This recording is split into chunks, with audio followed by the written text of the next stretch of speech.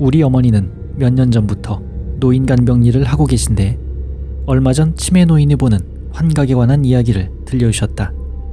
그 이야기에 따르면 아무래도 치매 걸린 사람들이 보는 환각은 그리 좋지 못한 것들이 많은 것 같다. 한 환자는 저기 아이가 죽어 있어 라며 아무것도 없는 바닥을 가리키기도 했단다. 또 다른 환자는 옆 침대 위에 피투성이가 된 사람 시체가 산더미처럼 쌓여 있어 라며 아무도 누워있지 않은 텅 빈 침대를 보며 두려워했다고 한다. 잘 알지도 못하는 입장이지만 치매 노인들이 보는 환각은 젊은 시절 경험한 끔찍한 광경이 되살아나는 게 아닌가 싶다. 어떻게든 떠올리지 않으려 했던 것이 뇌기능에 문제가 생기면서 환각으로 나타나는 것이 아닐까.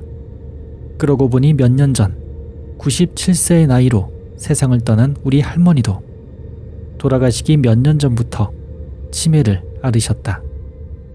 할머니에게는 세 사람의 가족이 보였다고 한다. 할머니 말에 따르면 어머니와 아버지 그리고 5살 정도 된 까까머리 남자아이라고 했다. 남자아이는 동요 부르는 것을 좋아해 할머니에게 자주 불러달라고 부탁했다. 그리고 항상 반바지를 입고 있고 이마를 다쳐 피가 나고 있다. 어머니는 잔소리가 심한 데 비해 아이에게는 그리 신경을 쓰지 않는다. 아버지는 키가 크고 아이를 무척 소중히 대하고 있다. 뭐 그렇다고 들었다. 그 가족은 낮에는 모습을 드러내지 않고 할머니가 잠들 무렵에나 찾아온다고 했다. 그래서 밤만 되면 할머니의 혼잣말이 들려와 은근히 기분이 나빴다.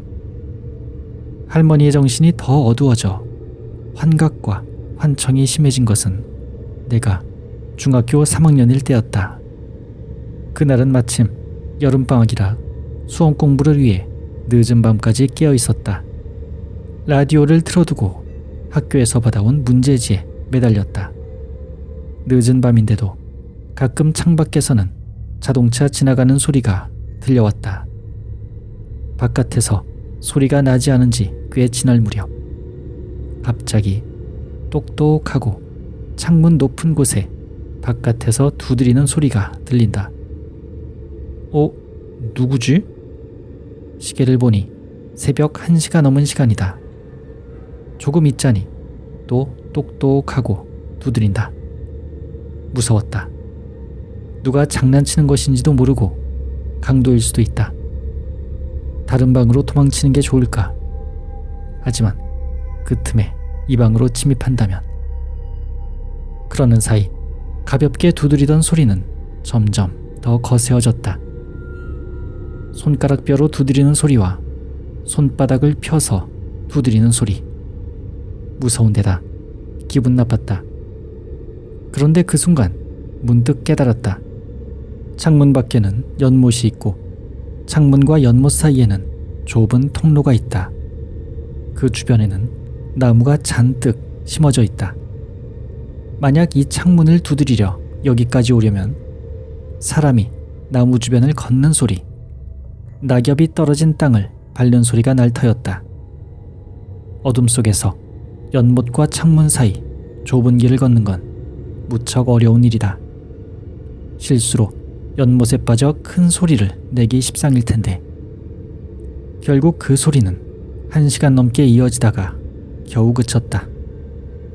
그런데 다음날 아침 할머니가 내 방에 찾아와서는 얼굴이 시뻘개지도록 화를 내셨다.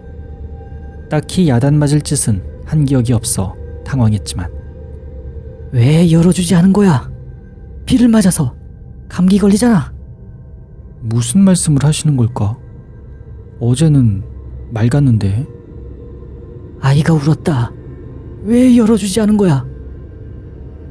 아이? 내 방 창문이 열리질 않으니까 저쪽 방 창문 가서 열어달라고 말하렴이라고 했다. 네 방에 가서 말을 했다는데 왜 열어주지 않은 거야? 할머니 방에 가서 창문 쪽을 보았다.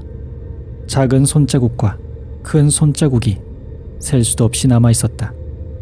황급히 내 방에 돌아와 커튼을 걷고 창문을 열었다. 역시 내 방 창문에도 크고 작은 손자국이 수도 없이 남아 있었다. 비에 젖은 듯 물방울이 창문에 붙어 있다. 그때까지 나는 할머니가 본 것이 그저 치매에 의한 환각이라고 생각했는데 말이다. 아무래도 진짜를 보셨던 것 같다.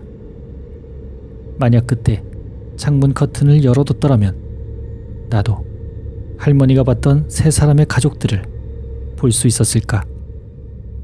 물론 진짜로 보고 싶은 마음은 전혀 없지만